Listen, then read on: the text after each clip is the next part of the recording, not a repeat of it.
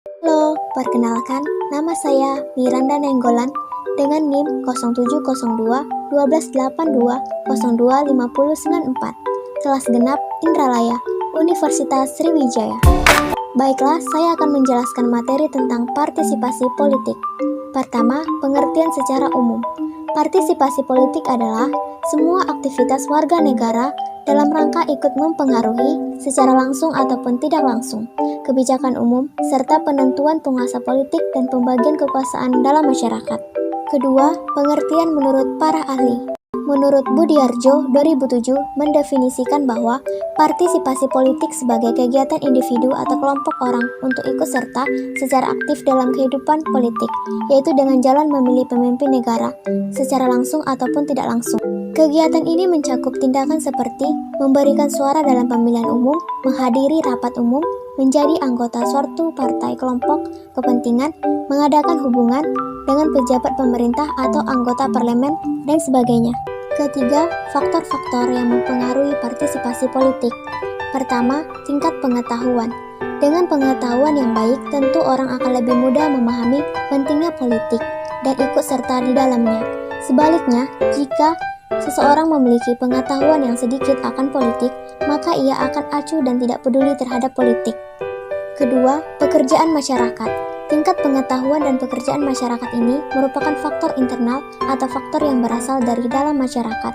Biasanya, orang dengan jenis pekerjaan tertentu membuat mereka dapat menjadi lebih peduli terhadap politik atau malah sebaliknya, menjadi lebih jauh dari partisipasi politik.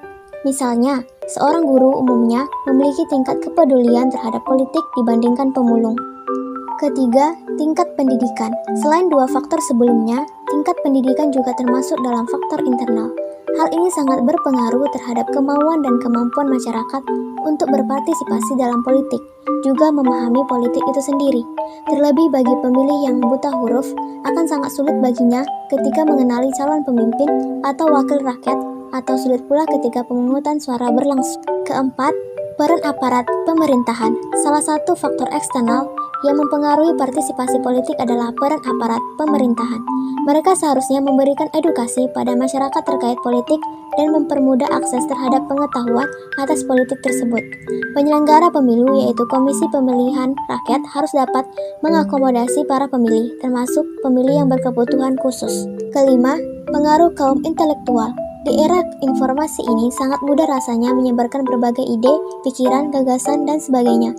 Banyak di antara kaum intelektual bidang politik yang menyampaikan opininya terhadap suatu permasalahan politik tertentu di berbagai media. Bagi para konsumen media, hal tersebut dapat meningkatkan partisipasi politik mereka, atau bahkan sebaliknya, membuat mereka semakin antipati terhadap politik. Keenam, konflik di antara para pemimpin politik. Para pemimpin politik berlomba untuk mendapatkan dukungan rakyat yang sebesar-besarnya. Kader-kader mereka nantinya akan merekrut sebanyak-banyaknya warga negara untuk memberikan dukungan pada pemimpin mereka. Hal ini tentunya dapat meningkatkan partisipasi politik dalam suatu negara. Itulah faktor yang mempengaruhi partisipasi politik di negeri Indonesia tercinta ini. Keempat, pola partisipasi politik menurut Gabriel Almond. Pertama, pola konvensional.